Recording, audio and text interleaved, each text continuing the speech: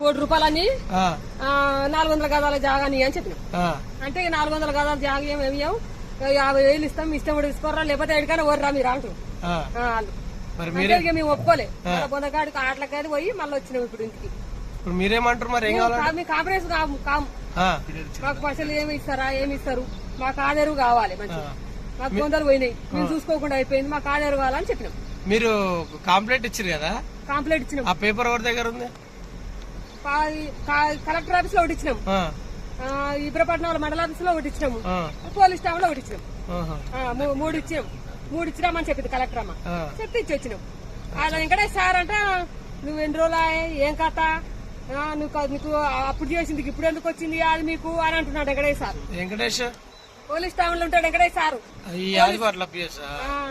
ఆ సార్ అంటాడు, ఆ సార్ మంచి సార్, పాపం మంచిగా పేదోళ్ళకి బాగా చూస్తాడు వెంకటేష్ సార్, మంచోడు సారు.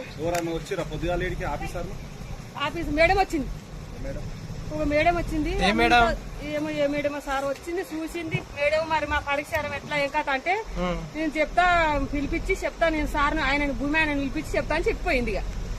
ఇక చెప్పిపోయింది. మరి పోయింది. మళ్ళీ ఇంకా మీలాక ఎవరు వచ్చిర్రు, వాళ్ళు మళ్ళీ దించుకొని పోయింది. మళ్ళీ ఇంకో రోజు మీరు వచ్చిర్రు, 3 వచ్చిర్రు. 25-30 దాకా ఉన్నాయి పొందలు, ఇన్ని మొన్నటి దాకా ఉండే, చూసేసరికి చిన్న చిన్న పిల్లలు పెట్టినాము. 2-3 పొందలు మావే, వాళ్ళ అందరి 2 గవర్నమెంట్ గానే ఎప్పుడు చేసిరా సార్? మీకు తెలియదు, మాకు తెలియదు.